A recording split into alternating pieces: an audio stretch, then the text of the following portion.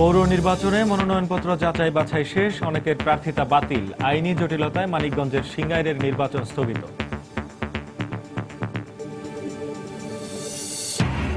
বরাবরের মতো এবারও পৌর নির্বাচনে নিরপেক্ষ ভূমিকা রাখতে পারছে না নির্বাচন কমিশন। অভিযোগ বিএনপির, নির্বাচন নিয়ে মিথ্যাচার করা দলটির স্বভাব, বলছে আওয়ামী লীগ। মুক্তিযুদ্ধের চেতনায় সবাইকে ঐক্যবদ্ধ হয়ে কাজ করার আহ্বান প্রধানমন্ত্রীর। বিমান বাহিনীতে যুক্ত হলো আধুনিক প্রশিক্ষণ বিমান।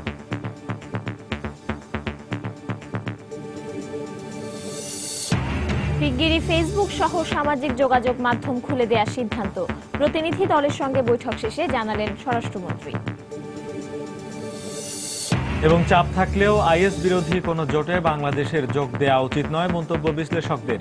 জাতিসংঘের অধীনে জোট হলে সহযোগিতার আশ্বাস সরকারের।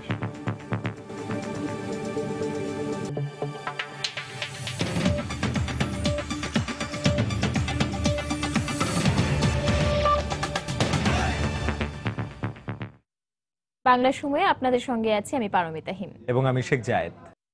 আসন্ন পৌর নির্বাচনে মনোনয়নপত্র যাচাই বাছাইয়ের দ্বিতীয় ও শেষ দিন আজ। রিটার্নিং কর্মকর্তারা প্রার্থীদের দাখিল করা মনোনয়নপত্র চূড়ান্ত যাচাই বাছাই শেষে আজই সারা দেশের বৈধ প্রার্থী ঘোষণা করবেন। এরই মধ্যে বেশ কিছু পৌরসভায় কয়েকজন মেয়র ও কাউন্সিলর প্রার্থীর মনোনয়নপত্র বাতিল করা হয়েছে। আমাদের জেলা প্রতিনিধিদের পাঠানো তথ্য ছবি নিয়ে ডেস্ক রিপোর্ট। মনোনয়নপত্র যাচাই বাছাইয়ের দ্বিতীয় ও শেষ দিনে রাজশাহীতে ১৩টি পৌরসভার প্রার্থীদের মনোনয়নপত্র যাচাই বাছাই করা হয়। এ সময় ঋণখেলাপি ও তথ্যের অসঙ্গতি সহ বিভিন্ন প্রয়োজনীয় কাগজপত্র না থাকায় অনেকের মনোনয়নপত্র বাতিল করেন রিটার্নিং কর্মকর্তা। যাচাই বাছাই শেষ হলো, আমরা নির্বাচনের প্রস্তুতি হচ্ছি, আমরা এখন মাঠে কাজ করব। সংরক্ষিত কাউন্সিলর যারা ১৪ জন ছিলেন, ১৪ জনের সকলের মনোনয়নপত্র বৈধভাবে আমরা ঘোষণা করেছি। ময়মনসিংহের ৯টি পৌরসভার উপজেলা পরিষদ কার্যালয়ে রোববার সকাল থেকেই ভিড় করেন নেতাকর্মীরা। দিনভর প্রার্থীদের মনোনয়নপত্রের বৈধতা ঘোষণা নিয়ে সেখানে উৎসব মুখর পরিবেশে সৃষ্টি হয়। বাছাইটা নিয়ে টেনশনে আছিলাম, তো আল্লাহর রহমতে বাছাইটা টিকে গেছি। আমার একটা টেনশন ছিল যে আমি যাচাই বাছাই টিকতে পারি কিনা, তো আমি যাচাই বাছাই টিকছি ইনশাল্লাহ। আশা করি আমাদের নির্বাচনটা সুস্থ হবে। সুস্থ হলে ইনশাল্লাহ আমি ২ নং ওয়ার্ড থেকে নির্বাচিত জয়ী হব। সিলেটে মেয়াদ শেষ হওয়া ৩টি পৌরসভায় প্রার্থীদের মনোনয়নপত্র যাচাই বাছাই উপলক্ষে উপজেলা পরিষদগুলোর নিরাপত্তা ব্যবস্থা জোরদার করা হয়। যাচাই বাছাই আমার প্রার্থীতা বৈধ ঘোষণা করা হয়েছে, তো আমরা নির্বাচনী আচরণবিধিকে মেনেই আমরা সঠিক সময়ে আমরা নির্বাচনের প্রচারণায় নামবো। বাংলাদেশের ব্যাংক সিআইবিতে আমার কোনো ঋণ খেলাপি আসে নাই। ষড়যন্ত্রমূলকভাবে সরিয়ে দেওয়ার জন্য আমার মনোনয়নপত্র বাতিল করেছেন। তার এই অভিযোগ সম্পর্কে আমার কোনো মন্তব্য নেই। আমি বাছাইকালে উপস্থিত ব্যাংক কর্তৃপক্ষের স্বাক্ষরিত ডকুমেন্টস এবং তাদের উপস্থিতি আপত্তির প্রেক্ষিতে আমি আমার ব্যবস্থা নিয়েছি। রংপুরে বদরগঞ্জ পৌরসভার উপজেলা মিলনায়তনে সকল মেয়র প্রার্থীর উপস্থিতিতে মনোনয়নপত্র যাচাই বাছাই করা হয়। এই পৌরসভায় ১৭,৫০০ ভোটার রয়েছেন। এছাড়া গাইবান্ধা ও যশোর সহ দেশের বিভিন্ন স্থানে পৌরসভা নির্বাচনের মনোনয়নপত্র যাচাই বাছাই করা হয়। ওসমান জাহান, সময় সংবাদ। সংসদের বাইরে থাকা রাজনৈতিক দলের প্রধানরা আচরণবিধি মেনে নির্বাচনী প্রচারণায় অংশ নিতে পারবেন বলে জানিয়েছেন নির্বাচন কমিশনার মোহাম্মদ শাহনেওয়াজ। বিকেলে কমিশন কার্যালয়ে সাংবাদিকদের সঙ্গে কথা বলেন তিনি। এ সময় মোটর শোভাযাত্রা ও জনসভায় অংশ না নিতে দলীয় প্রধানদের আহ্বান জানান তিনি। যারা সুবিধাভোগী না তারা অবশ্যই পারবেন, তিনি দলীয় প্রধান হোক অথবা সাধারণ কেউ পারবেন। তবে একটা বিষয় বিশেষভাবে তাদেরকে খেয়াল করতে হবে যে শোভাযাত্রা অথবা মিছিল এই ধরনের কোনো কিছু যেন না করেন, অথবা এমন কোনো সভা না করেন যেটা পথসভা নয়। বিরাট ব্যাপক সভা করতে পারবেন না, মিছিল করতে পারবেন না এবং শোভাযাত্রা করতে পারবেন না। এগুলো স্পষ্ট করে উল্লেখ করা আছে আমাদের আইনে। এই আইন ভাঙবেন না। যে আইন ভাঙলে যে কেউ হন না কেন আমাদের ব্যবস্থা নিতে হবে এবং সেটা আসলে খুব সুখদায়ক হবে না, সুখকর হবে না। নানা প্রতিকূলতার মধ্যেও গণতন্ত্রের স্বার্থে বিএনপি পৌর নির্বাচনে অংশ নিচ্ছে বলে মন্তব্য করেছেন দলটির ভারপ্রাপ্ত মহাসচিব মির্জা ফখরুল ইসলাম আলমগীর।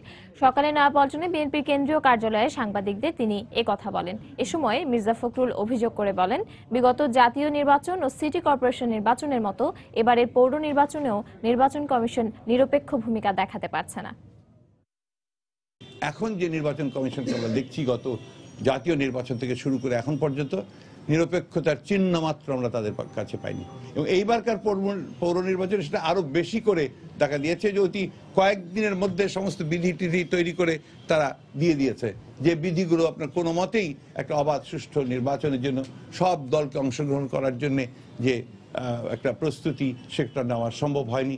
এবং এটা আরো প্রমাণ করেছে যে তারা এখানে দলীয় নির্দেশ পালন করছে। এই প্রতিকূল অবস্থার মধ্যেও আমরা নির্বাচনে এসেছি শুধুমাত্র গণতন্ত্রের স্বার্থে, যাতে গণতন্ত্রকে পুরো প্রতিষ্ঠা করবার জন্য আমরা আমাদের কাজগুলো করতে পারি। নির্বাচন নিয়ে মিথ্যাচার করা বিএনপির স্বভাব বলে মন্তব্য করেছেন আওয়ামী লীগের যুগ্ম সাধারণ সম্পাদক মাহবুবুল আলম হানিফ। এর মাধ্যমে তারা ভোটারদের সহানুভূতি অর্জন করতে চায় বলে উল্লেখ করেন তিনি। দুপুরে কুষ্টিয়ায় তার নিজ বাসভবনে দলীয় নেতাকর্মীদের সঙ্গে মতবিনিময়ের সময় কথা বলেন তিনি। আমরা দেখেছি যে বরিশাল সিটি কর্পোরেশন নির্বাচনের দিন বিকালবেলা তারা অভিযোগ করছে ওখানে নাকি ভোট কাটাকাটি হয়ে গেছে। বিকেলে যখন ভোট গণনার পরে যখন রেজাল্টটা বিএনপির অনুকূলে গেল তখন বললো যে না, ভোটটা সুষ্ঠু হয়ে গেছে। এই যে বিএনপির এই ধরনের মিথ্যাচার করার অভ্যাস, এটা পুরনো অভ্যাস। অতএব এইটা নিয়ে আমি মনে করি না যে খুব একটা আমলে নেওয়ার মতো কিছু আছে।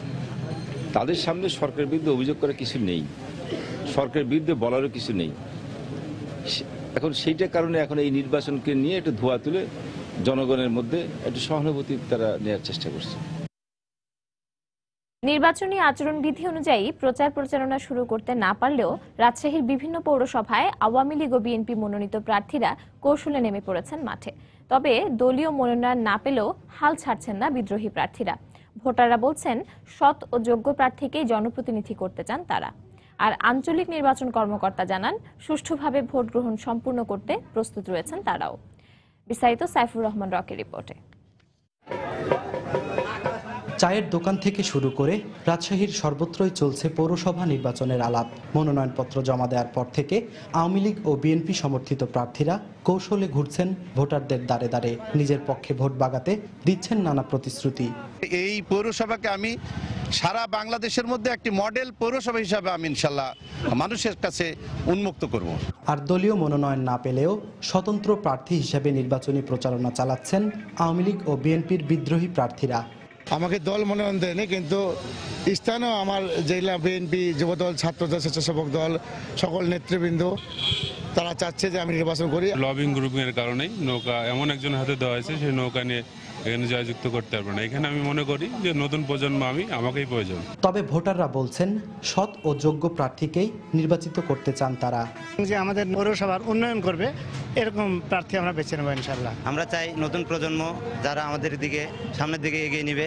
অবাধ ও সুষ্ঠু নির্বাচনের লক্ষ্যে সব প্রস্তুতি সম্পূর্ণ হয়েছে বলে জানালেন আঞ্চলিক নির্বাচন কর্মকর্তা। শান্তিপূর্ণ নির্বাচনের জন্য যাদেরকে নিয়োগ করা প্রয়োজন, যেভাবে শান্তি অর্জন করা যাবে, শান্তি পরিবেশ রাখা যাবে, সেভাবে আমরা ব্যবস্থা নেব। প্রতিটি পৌরসভায় 9টি করে ওয়ার্ড রয়েছে। মোট 139টি কেন্দ্রে একযোগে 30 ডিসেম্বর ভোট গ্রহণ অনুষ্ঠিত হবে। সাইফুর রহমান রকি, সময় সংবাদ, রাজশাহী। দল দেখে কিংবা প্রার্থীদের মন ভোলানো প্রতিশ্রুতিতে নয়, সত্যিকারের উন্নয়নমুখী যোগ্য প্রার্থীকেই ভোট দিতে চান মানিকগঞ্জ সদর পৌর এলাকার বাসিন্দারা। পানি, গ্যাস ও বিদ্যুৎ সমস্যার স্থায়ী সমাধান চান তারা। এই অবস্থায় ভোটারদের মনোভাব বুঝে গণসংযোগে নামার প্রস্তুতি নিচ্ছেন প্রার্থীরা। মানিকগঞ্জ সদর এলাকা ঘুরে সেখানকার নির্বাচনের হালচাল জানাচ্ছেন সালাউদ্দিন সুমন। ভোট এসেছে নগরীতে, তাই দাম বেড়েছে নাগরিকের। সবসময় নানা প্রয়োজনে যাদের দ্বারে দ্বারে ঘোরেন ভোটাররা, কদিন বাদে সমাজের সেই সব প্রভাবশালী ব্যক্তিরা প্রার্থী হয়ে ভোট চাইতে আসবেন নাগরিকদের ঘরে। তবে প্রার্থীদের প্রতিশ্রুতির ফুলঝুরিতে এবার ভোট সমর্পণ করতে চান না মানিকগঞ্জ সদর পৌর এলাকার ভোটাররা। আনুষ্ঠানিক প্রচার প্রচারণা শুরু না হলেও অলিগলি, রাস্তার মোড় সবখানেই বিরাজ করছে ভোটের আমেজ। শহরের মাঝ দিয়ে বয়ে যাওয়া প্রায় 6 কিলোমিটার দীর্ঘ খাল সংস্কার, পানি, গ্যাস, বিদ্যুতের নিরবচ্ছিন্ন সরবরাহ নিশ্চিতকরণ ও বিনোদন কেন্দ্র তৈরিতে ইচ্ছুক প্রার্থীকেই খুঁজছেন এখানকার নাগরিকরা। স্বতন্ত্র হোক আর দলীয় হোক, যে ভালো কাজ করবে তারই ভোট। একটা শিশু পার্কটাও ভাঙাচোরা, অযত্নে পড়ে রয়েছে। বাস্তবায়ন তো কিছুই করে না। রাস্তা ঘাট এগুলি যে ক্লিয়ার করবে আমরা তাকেই ভোট দেবো। এই পৌরসভায় মেয়র পদে বিএনপি মনোনীত একক প্রার্থী থাকলেও আওয়ামী লীগ মনোনীত প্রার্থীর বাইরে বিদ্রোহী বা স্বতন্ত্র রয়েছেন আরো দুজন। এ কারণে আওয়ামী লীগের ভোট বিভক্তির আশঙ্কা তৈরি হয়েছে। লোকাল গভর্নমেন্ট ইলেকশনে প্রার্থীকে মানুষ চিনে, তারা প্রার্থীকে দেখতে চায়, এটা সেকেন্ডারি হলো প্রতীক। গত বছরও ডবল ভোটে পাস করেছি এবং এবার আশা করছি তার চেয়ে বেশি ভোট পাবো। একজন দাঁড়াইলে আমার সাথে পরাজিত হবে, তিনজন দাঁড়াইলে হয়তো তাদের ভোটের সংখ্যা কমবে। এইটাই ডিফারেন্স, তাদের কিছু হবে না। এদিকে সুষ্ঠু নির্বাচন করতে সব ধরনের ব্যবস্থা নেওয়া হয়েছে বলে জানালেন জেলা রিটার্নিং অফিসার। আচরণবিধি লঙ্ঘন হলে আমরা এটা যে কোনো নির্বাচনী আইনের যে বিধান আছে সেই অনুযায়ী তাদের বিরুদ্ধে ব্যবস্থা নেওয়া হবে। এই পৌর এলাকায় এবার ভোটাধিকার প্রয়োগের সুযোগ পাবেন ৪৯,১৭০ জন নারী পুরুষ। সালাউদ্দিন সুমন, সময় সংবাদ, মানিকগঞ্জ। মুক্তিযুদ্ধের চেতনায় উদ্বুদ্ধ হয়ে দেশের উন্নয়নে সবাইকে ঐক্যবদ্ধভাবে কাজ করার আহ্বান জানিয়েছেন প্রধানমন্ত্রী শেখ হাসিনা। বিমান বাহিনীতে অত্যাধুনিক বিমান এবং হেলিকপ্টার অন্তর্ভুক্তি অনুষ্ঠানে বক্তব্য রাখেন তিনি। প্রধানমন্ত্রী বলেন, বাহিনীতে নতুন আকাশযান সংযুক্ত হওয়ায় নতুন সমুদ্র সীমা সুরক্ষিত রাখতে বাংলাদেশের সামর্থ্য বাড়ল। অত্যাধুনিক আকাশযান যুক্ত হলো বিমান বাহিনীর বহরে। দুটি অগাস্টা AW139 হেলিকপ্টার বাংলাদেশের জলসীমায় নজরদারি করবে, কাজ করবে জলদস্যুদের হামলা মোকাবেলায়। আর 6টি ইয়াক 130 কমব্যাট প্রশিক্ষণ বিমান যুদ্ধ বৈমানিকদের করে তুলবে আরো দক্ষ। যুদ্ধের সময় আকাশ এবং ভূমিতে শত্রুর ওপর আক্রমণেও এই বিমানগুলো বিশেষভাবে পারদর্শী। নতুন বিমান এবং হেলিকপ্টার অন্তর্ভুক্তি অনুষ্ঠানে প্রধানমন্ত্রী শেখ হাসিনা বলেন, নতুন এই আকাশযানগুলো বিমান বাহিনীকে আরো গতিশীল করবে। সামুদ্রিক এলাকায় উদ্ধার কার্যক্রমের সামর্থ্য বৃদ্ধির জন্য আমরা বিমান বাহিনীতে AW139 হেলিকপ্টার সংযোজনের পরিকল্পনা গ্রহণ করি। উচ্চ প্রযুক্তি সমৃদ্ধ অত্যাধুনিক গ্লাস ককপিট ও অটো ফ্লাইট কন্ট্রোল সিস্টেম দ্বারা পরিচালিত AW139 হেলিকপ্টার সুবিস্তৃত উপকূল ও সামুদ্রিক এলাকায় যে কোনো প্রাকৃতিক দুর্যোগ ও আপৎকালীন সময় অনুসন্ধান ও উদ্ধার পরিচালনা সক্ষম। প্রধানমন্ত্রী বলেন, অর্থনৈতিকভাবে যেমন বাংলাদেশ এগিয়ে যাচ্ছে, শক্তিশালী হচ্ছে বাংলাদেশের সশস্ত্র বাহিনীও। তিনি বলেন, এই ধারাবাহিকতা অব্যাহত থাকবে। আমাদের সকল মানুষকে সবসময় এটা মনে রাখতে হবে যে আমরা যুদ্ধে বিজয় করে বিজয়ী জাতি। আমরা কারো কাছে হার মানি না, পরাজিত হই না। বিশ্ব সভায় আমরা মাথা উঁচু করে চলবো, সেইভাবে আমাদের গড়ে তুলতে হবে।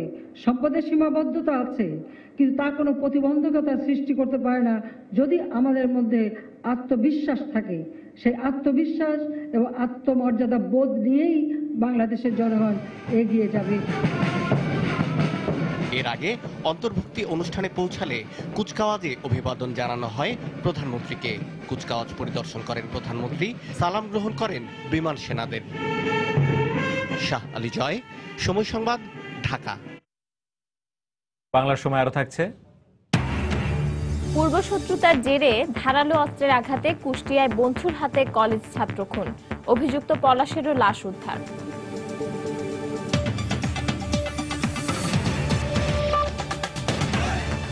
নিরাপত্তার প্রশ্নে ফেসবুক প্রতিনিধিদের সঙ্গে সরকারের আলোচনা ফলপ্রসূ হয়েছে বলে জানিয়েছেন স্বরাষ্ট্রমন্ত্রী আসাদুজ্জামান খান কামাল। সকালে ফেসবুকের দুই প্রতিনিধির সঙ্গে বৈঠক শেষে তিনি আরও জানান, ফেসবুক খুলে দেওয়ার বিষয়ে শিগগিরই সিদ্ধান্ত নেওয়া হবে। তবে ফেসবুক ও সরকারের মধ্যে কি কি বিষয়ে বোঝাপড়া হয়েছে সে বিষয়ে বিস্তারিত জানাননি স্বরাষ্ট্রমন্ত্রী। গত 18 নভেম্বর ফেসবুক সহ বেশ কয়েকটি সামাজিক যোগাযোগের মাধ্যম বন্ধ করে দেয় সরকার। তখন সরকারের তরফে বলা হয়েছিল, দুই শীর্ষ যুদ্ধাপরাধী সাকা চৌধুরী ও মুজাহিদের ফাঁসির রায় কার্যকরকে কেন্দ্র করে নিরাপত্তা ঝুঁকির কথা মাথায় রেখেই এ সিদ্ধান্ত। 21 নভেম্বর দুই শীর্ষ যুদ্ধাপরাধীর ফাঁসির রায় কার্যকরের পর থেকেই বাড়তে থাকে বিকল্প পথে ফেসবুকের ব্যবহার। এ বাস্তবতায় ফেসবুকের দক্ষিণ এশিয়ার দায়িত্বে থাকা দুই কর্মকর্তার সঙ্গে বৈঠক করলেন সরকারের 3 মন্ত্রী। উপস্থিত ছিলেন পুলিশ, র্যাব সহ বিভিন্ন গোয়েন্দা সংস্থার শীর্ষ কর্মকর্তারা। স্বরাষ্ট্রমন্ত্রীর কাছে প্রশ্ন ছিল, ফেসবুকের কাছে তাদের কি চাওয়া, আর ফেসবুকই বা কিভাবে সহায়তা করতে সম্মত হয়েছে। আমাদের চাওয়ার ছিল যেটা আমাদের ফেসবুকের মাধ্যমে আমাদের অনেকে অ্যাবিউজ করছে, আমাদের অনেক প্রপাগান্ডা ফেসবুকের মধ্যে আসছে, আমাদের জাতীয় নিরাপত্তার কিছু প্রশ্ন ছিল, সেইগুলো আছে, সেইগুলি নিয়ে আমরা কথা বলতেছি। আমাদের সঙ্গে সব ধরনের কথা হয়েছে, ফিল্টার করা এবং কতখানি চলবে সবকিছু নিয়ে কথা হয়েছে। দুপক্ষের বোঝাপড়ার বিস্তারিত না জানালেও আলোচনা সফল হয়েছে বলে জানালেন স্বরাষ্ট্রমন্ত্রী। ফ্রুটফুল ডিসকাশন হয়েছে। আমাদের যত ইন্টেলিজেন্সের যে সমস্ত ছিল প্রশ্ন ছিল, আমাদের নিরাপত্তার বাহিনীর যে সমস্ত প্রশ্ন ছিল, এগুলি সবই ডিসকাশন হয়েছে। তারা কতখানি সহযোগিতা করব সবগুলি হয়েছে। আমরা এটা নিয়ে আমরা মনে করি যে আমাদের সঙ্গে খুব সুন্দর এবং ফলপ্রসূ আলাপ হয়েছে। তো এখন আমাদের আরো কিছু চিন্তা ভাবনার বিষয় আছে, সেগুলো আমরা চিন্তা ভাবনা করে আমরা শীঘ্রই এটার ব্যবস্থা নেব। তবে ফেসবুকের দুই প্রতিনিধি সাংবাদিকদের সব প্রশ্ন এড়িয়ে গেছেন। ওমর ফারুক, সময় সংবাদ, ঢাকা। দেশে জঙ্গি সংগঠন আইএস এর অস্তিত্ব আছে বলে পশ্চিমা বেশ কয়েকটি দেশ দাবি করলেও এই মুহূর্তে আইএস বিরোধী কোনো জোটে বাংলাদেশের যোগ দেওয়া উচিত হবে না বলে মনে করছেন আন্তর্জাতিক সম্পর্ক বিশ্লেষকরা। পররাষ্ট্র মন্ত্রণালয় বলছে, কোনো দেশের নয়, জাতিসংঘের উদ্যোগে জোট গঠিত হলে যোগ দেওয়ার ব্যাপারে আপত্তি থাকবে না বাংলাদেশের। রিপোর্ট করেছেন এহসান জুয়েল। মধ্যপ্রাচ্য ভিত্তিক জঙ্গি সংগঠন আইএসের তৎপরতা বন্ধ করতে 2014 সালের সেপ্টেম্বর মাস থেকে জোট গঠন করে যুক্তরাষ্ট্র। 10 দেশের এই জোট আইএসের বিরুদ্ধে দফায় দফায় বিমান হামলা চালায়। এখনো চলছে সে হামলা। কোনো জোটে না গিয়ে রাশিয়াও পৃথকভাবে বিমান হামলা চালাচ্ছে সিরিয়ায়। আর সম্প্রতি প্যারিস হামলার পর ফ্রান্সের উদ্যোগে যুক্তরাষ্ট্রের জোটভুক্ত দেশগুলো এবং রাশিয়াকে নিয়ে একটি বৃহত্তর জোট গঠনের চেষ্টা চলছে। আন্তর্জাতিক এমন সব তৎপরতার মধ্যে পশ্চিমা দেশগুলোর পক্ষ থেকে বাংলাদেশে আইএসের অস্তিত্ব থাকার দাবি করে দেয়া হচ্ছে নানা বিবৃতি। সরকারের পক্ষ থেকে অবশ্য বলা হচ্ছে চাপ তৈরি করতেই এ ধরনের তৎপরতা। বাংলাদেশে যদি আজকে আইএস আছে বা জঙ্গিবাদ আছে বা আছে, এই ধরনের যদি একটা স্বীকৃতি আদায় করতে পারে, তাহলে আমাদের অবস্থাটা কি হবে সেটা কি দেশের মানুষ একবার ভেবে দেখবেন? এই অবস্থায় আন্তর্জাতিক সম্পর্ক বিশ্লেষকদের মতে নানামুখী চাপ থাকলেও আপাতত আইএস বিরোধী কোনো আন্তর্জাতিক জোটে যোগ দেওয়া উচিত হবে না বাংলাদেশের। আইএস এর ব্যাপারে ইনডাইরেক্টলি একটা বাংলাদেশকে প্রেশারাইজ করা হয়। আমি বলবো যে এটাতে বাংলাদেশে না যাওয়াটাই ভালো। বরং বাংলাদেশ গভর্নমেন্ট যে কথাটা বলতে পারে বা আমাদের সিকিউরিটি এজেন্সিগুলো যেতে বলতে পারে যে আমরা পূর্ণ সহযোগিতা দেব। কোনো বিশেষ রাষ্ট্রের অধীনে কোনো জোটে জয়েন করা, তাতে হয় কি একটা স্পষ্টভাবে নিজের পজিশনটা খুব বেশি ক্লিয়ার করে দেখা যায় এবং বাংলাদেশের আরও বোধহয় নিরাপত্তা ঝুঁকিটা হয়তো বাড়িয়ে দেবে। পররাষ্ট্র মন্ত্রণালয়ের পক্ষ থেকে বলা হচ্ছে, কোনো দেশ নয়, জাতিসংঘের উদ্যোগে জোট হলে সহযোগিতা করবে বাংলাদেশ।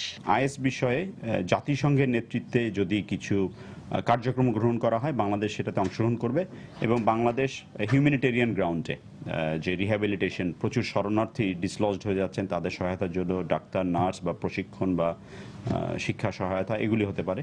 তবে আইএস ইস্যুতে আভ্যন্তরীণ নিরাপত্তা জোরদার করার পাশাপাশি আন্তর্জাতিক সহযোগিতা নেওয়া যেতে পারে বলে মনে করছেন বিশ্লেষকরা।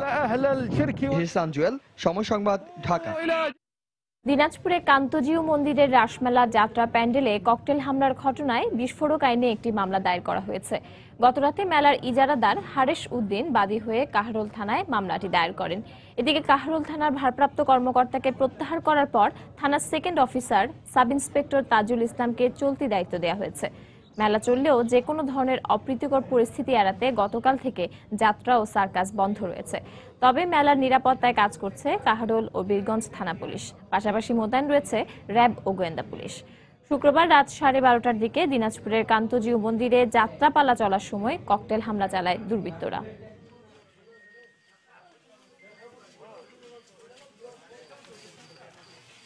আমরা তো এই ঘটনা ঘটার পরে আসতে একটু ভয় করছিলাম, তারপরেও এগ্রি হলাম যে না, আমাদের ঠাকুর কি করে আমরা দেখি।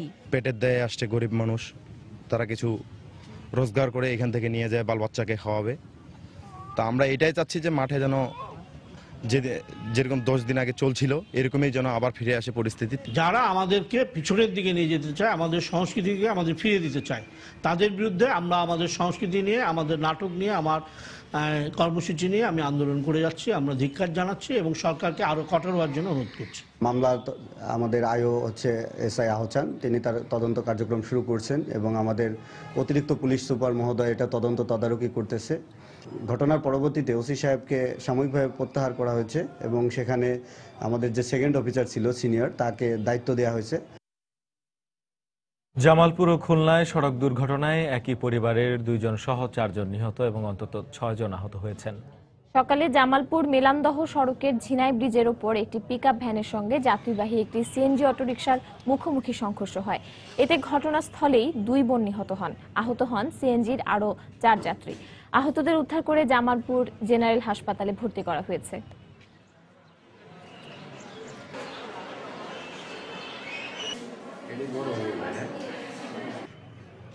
এদিকে খুলনার দৌলতপুরের এলাকায় একটি নসিমনকে যাত্রীবাহী বাস চাপা দিলে ঘটনাস্থলে নসিমনের 2 যাত্রী নিহত হন।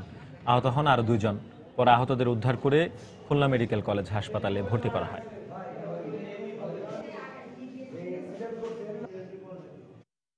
বাংলা সময়ে আরো থাকছে। গাজীপুরের শ্রীপুরে প্রাথমিক বিদ্যালয়ের শিক্ষকের বিরুদ্ধে শিক্ষার্থীকে যৌন হয়রানির অভিযোগ। প্রভাবশালীদের হুমকিতে আতঙ্কিত নির্যাতিতার পরিবার।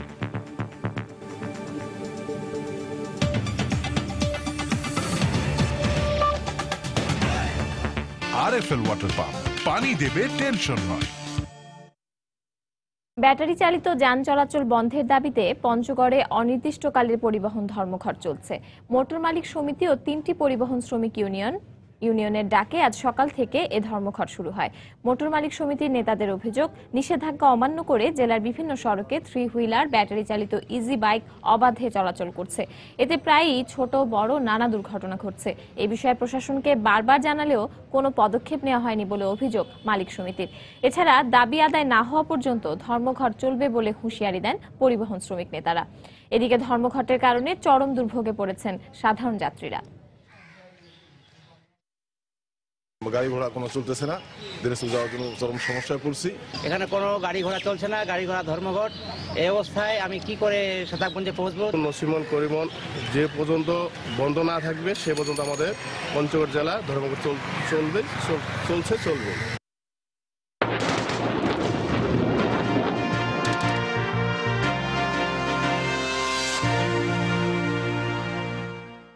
স্বাধীনতার 44 বছরের রপ্তানি আয়ে বাংলাদেশের অর্জনকে বিস্ময়কর বলে মনে করেন অর্থনীতিবিদরা। 1972-73 অর্থ বছরে মাত্র 34 কোটি মার্কিন ডলারের রপ্তানি আয় গেল অর্থ বছরে পৌঁছেছে প্রায় 3200 কোটি ডলারে। বিশ্লেষকরা বলছেন, আগামীতে মধ্যম আয়ের দেশের চ্যালেঞ্জ মোকাবিলায় বাংলাদেশকে এখন নজর দিতে হবে নতুন বাজার সৃষ্টি ও রপ্তানি পণ্যের বহুমুখীকরণের দিকে। মোস্তফা মাহবুবের রিপোর্ট। 1971 সালে অর্থনৈতিক মুক্তির স্বপ্ন নিয়ে পাকিস্তানি শোষণ শাসনের বিরুদ্ধে যুদ্ধ করেছিল বাঙালি জাতি। স্বাধীনতার 4 দশক পর সে স্বপ্ন অর্জনের পথে অনেকটাই এগিয়েছে দেশ। আর এ স্বপ্ন পূরণে সহায়ক ভূমিকা পালন করেছে রপ্তানি খাত। যুদ্ধ পরবর্তী সময়ে রপ্তানি খাত পাট ও কাঁচা চামড়া নির্ভর হলেও সময়ের আবর্তনে সে তালিকায় যুক্ত হয়েছে তৈরি পোশাক, হিমায়িত খাদ্য, চামড়াজাত পণ্য, জাহাজ নির্মাণ সহ হালকা ও মাঝারি শিল্পের নানা পণ্য। মাথাপিছু কম জমি নিয়ে তো আর কোনো দেশ অর্থনৈতিক উন্নয়ন ইতিহাসে করেনি। আমাদেরকে বিশ্ব অর্থনীতির সাথে ক্রমাগতভাবে বেশি সংযুক্ত হতে হবে। যেই শিল্প পণ্যগুলো আমরা বহুমুখীকরণ করে রপ্তানি করব, সেগুলোর কাঁচামাল এবং মধ্যবর্তী পণ্য পর্যন্ত আমাদেরকে আমদানি করতে হবে। এটাই হলো আমাদের চ্যালেঞ্জ। অর্থনৈতিক অগ্রযাত্রার দৌড়ে নতুন বাজার বাড়ানোর পাশাপাশি আগামী দিনের রফতানি চ্যালেঞ্জ মোকাবেলায় বাংলাদেশকে এখনই প্রস্তুতি নিতে হবে বলে মনে করেন অর্থনীতিবিদরা। 2024 সাল নাগাদ যদি বাংলাদেশ স্বল্পোন্নত দেশ থেকে বেরিয়ে যায়, তাহলে কিন্তু এই অগ্রাধিকারমূলক বাজার সুবিধা এটির কিন্তু সংকুচিত হয়ে আসবে। আমাদের অনেক পণ্যের যে প্রতিদ্বন্দ্বিতা বা প্রতিযোগিতামূলক সক্ষমতা, সেখানে একটা চাপ পড়তে পারে। অন্যদিকে রফতানি উন্নয়ন পরিকল্পনায় ব্যবসায়ীদেরকেও সম্পৃক্ত করার তাগিদ দিলেন এই ব্যবসায়ী নেতা। 85% রপ্তানি করতেছে বিজিএম, তারা নিজস্ব কষ্টে চলতেছে, থাকে 15%, সেটা নিয়ে ইপিবি ওয়ার্ক করছে। ইপিবিকে আরও শক্তিশালী হতে হবে, তাদেরকে আরও ডাইভার্সিফাই করতে হবে, তাদেরকে নিয়ে চেম্বার অফ কমার্সের কাজ করতে হবে। শ্রমনির্ভর শিল্প বিকাশের পাশাপাশি কম দামে পণ্য উৎপাদনেরও তাগিদ দিলেন বিশ্লেষকরা। আগামী দিনে মধ্যমায়ের দেশের রপ্তানি চ্যালেঞ্জ জয় করে এগিয়ে যাবে বাংলাদেশ। অর্থনৈতিক সমৃদ্ধিতে সারা বিশ্বে শক্তিশালী অবস্থানে থাকবে লাল সবুজের পতাকা। প্রতিষ্ঠিত হবে গণমানুষের কাঙ্ক্ষিত অর্থনৈতিক মুক্তি। এখন এমনটাই স্বপ্ন দেখে বাংলাদেশের প্রতিটি মানুষ। মোস্তফা মাহবুব, সময় সংবাদ, ঢাকা। এবার রাজশাহী সদর আসনের সংসদ সদস্য ফজলে হোসেন বাদশাকে জীবননাশের হুমকি দিয়েছে দুর্বৃত্তরা। শনিবার দুপুরে তার দলের দুজন কর্মীকে অপরিচিত একটি মোবাইল নম্বর থেকে এই হুমকি দেওয়া হয়েছে বলে দাবি করেন তিনি। পুলিশ জানায়, শনিবার ফজলে হোসেন বাদশা ঢাকা থেকে রাজশাহী যাওয়ার সময় শাহ মাকদুম বিমানবন্দরে জড়ো হন তার দলের নেতাকর্মীরা। এ সময় দলের বিশ্বস্ত কর্মী তৌহিদ উদ্দিন বিদ্যুৎ ও রাকিন আফসার অর্ণবকে খুদে বার্তা পাঠিয়ে কে বা কারা ফজলে হোসেন বাদশাকে জীবননাশের হুমকি দেয়। পরে বিদ্যুৎ ও অর্ণব বাদী হয়ে পৃথকভাবে নগরীর রাজপাড়া থানায় লিখিত দুটি অভিযোগ দায়ের করেন। এদিকে ঘটনার পর সার্বিক নিরাপত্তা জোরদার করা হয়েছে বলে জানিয়েছে পুলিশ।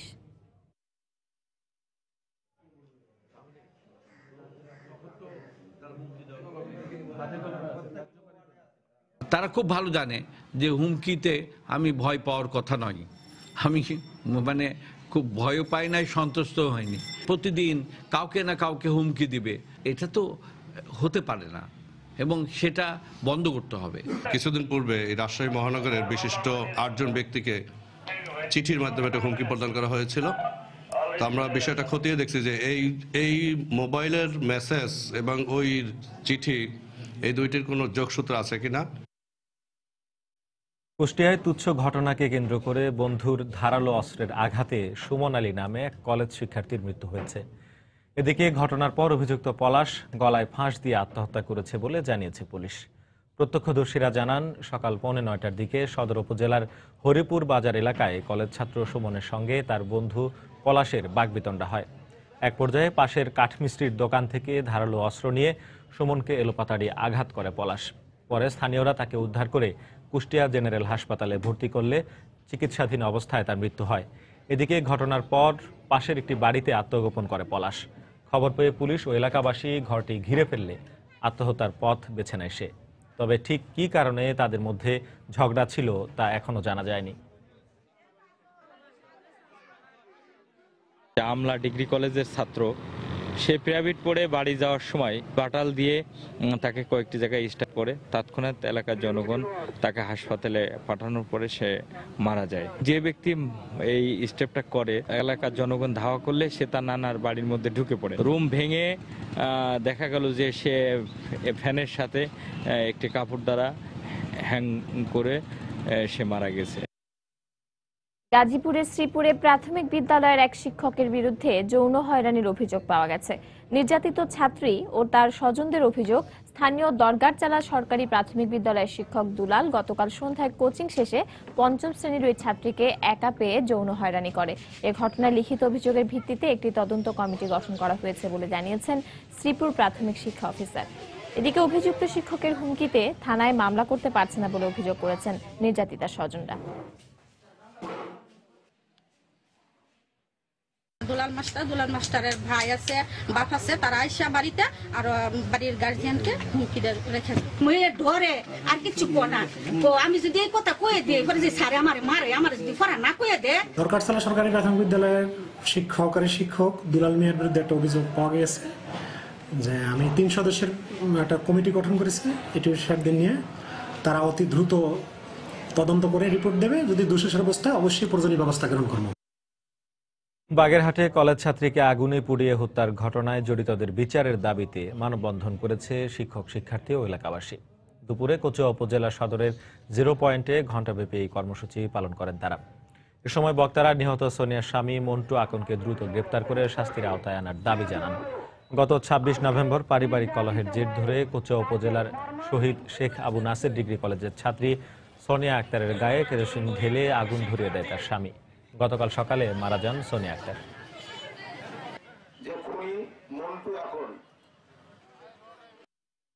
সাতক্ষীরার সীমান্ত দিয়ে পাচারের সময় 2 নারীকে উদ্ধার করেছে বর্ডার গার্ড বাংলাদেশ বিজিবি। সকাল 8টার দিকে তাদেরকে উদ্ধার করা হয়। বিজিবি জানায়, সদর উপজেলার তলুইগাছা সীমান্ত দিয়ে 2 নারীকে ভারতে পাচার করা হচ্ছে এমন সংবাদের ভিত্তিতে সেখানে অভিযান চালানো হয়। এ সময় বিজিবির উপস্থিতি টের পেয়ে পাচারকারীরা পালিয়ে যায়। তবে ঘটনাস্থল থেকে রসনারা ও রুমা খাতুন নামে 2 নারীকে উদ্ধার করে সাতক্ষীরা সদর থানায় হস্তান্তর করা হয়। এদিকে উদ্ধার হওয়া 2 নারী বাগেরহাটের হলদেবুনিয়া গ্রামের বাসিন্দা বলে জানিয়েছে বিজিবি।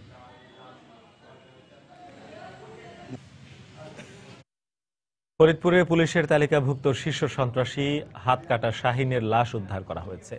শাহিন বিভিন্ন মামলায় 54 বছরের সাজাপ্রাপ্ত আসামি। ফরিদপুর থানা পুলিশ জানায়, গত রাত 1:30টার দিকে শহরতলির নুরু মিয়া বাইপাস সড়কে গোলাগুলির খবর পেয়ে অভিযান চালায় পুলিশ। পরে সেখান থেকে শাহিনের মরদেহ উদ্ধার করে ফরিদপুর মেডিকেল কলেজ হাসপাতালের মর্গে পাঠানো হয়। শাহিনের বিরুদ্ধে হত্যা, চাঁদাবাজি সহ 18টি মামলা রয়েছে বলে জানায় পুলিশ। সারা দেশের সংস্কৃতি চর্চা বাড়ানোর লক্ষ্যে জেলা ও বিভাগীয় শিল্পকলা একাডেমিকে সাংস্কৃতিক কমপ্লেক্স হিসেবে গড়ে তোলা হবে বলে জানিয়েছেন সংস্কৃতিমন্ত্রী আসাদুজ্জামান নূর। দুপুরে খুলনা জেলা শিল্পকলা একাডেমি ভবন নির্মাণ কাজের উদ্বোধন শেষে তিনি কথা বলেন। জেলা পর্যায়ে, বিভাগীয় পর্যায়ে প্রত্যেকটিতে আমাদের একটি করে শিল্পকলা অডিটোরিয়ামের ব্যবস্থা আমরা গ্রহণ করেছি। ইতিমধ্যে অধিকাংশই নির্মিত হয়েছে, তবে মাননীয় প্রধানমন্ত্রী আমাদের যেটা নির্দেশ দিয়েছেন সেটি হলো যে বিভাগীয় পর্যায়ে যেগুলো হবে সেটা শুধু অডিটোরিয়াম হবে না, সেটাকে একটা সাংস্কৃতিক কমপ্লেক্স হিসাবে গড়ে তোলা। এই কমপ্লেক্সে ঘিরে যাতে সংস্কৃতি চর্চা গড়ে ওঠে সেটি আমাদের জন্য খুব জরুরি, এবং সেক্ষেত্রেও আমরা বিভিন্ন রকম কর্মসূচি গ্রহণ করছি সারা বাংলাদেশ ব্যাপী। নানা আয়োজনের মধ্য দিয়ে দেশের বিভিন্ন জেলায় পালন করা হয়েছে হানাদার মুক্ত দিবস। ঐক্যবদ্ধভাবে জঙ্গিবাদকে নির্মূলের ঘোষণার মধ্য দিয়ে কুড়িগ্রামে হানাদার মুক্ত দিবস পালন করা হয়েছে। এ উপলক্ষে জেলা মুক্তিযোদ্ধা সংসদ ও সম্মিলিত সাংস্কৃতিক জোট যৌথভাবে র্যালির আয়োজন করে।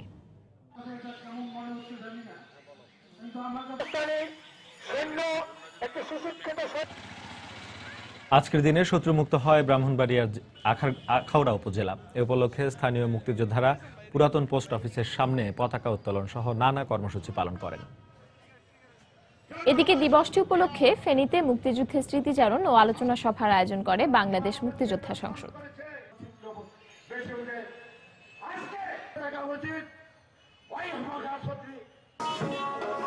এছাড়া হিলি, নওগাঁ, মেহেরপুর ও ঝিনাইদহে হানাদার মুক্ত দিবস উপলক্ষে র্যালি ও আলোচনা সভা অনুষ্ঠিত হয়েছে।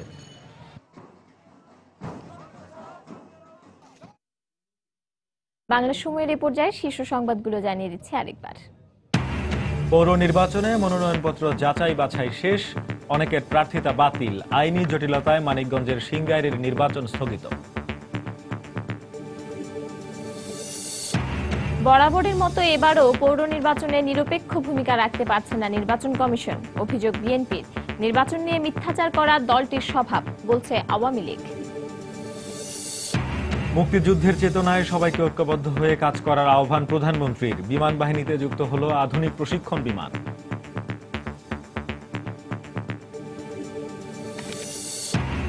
শিগগিরই ফেসবুক সহ সামাজিক যোগাযোগ মাধ্যম খুলে দেওয়ার সিদ্ধান্ত, প্রতিনিধি দলের সঙ্গে বৈঠক শেষে জানালেন স্বরাষ্ট্রমন্ত্রী।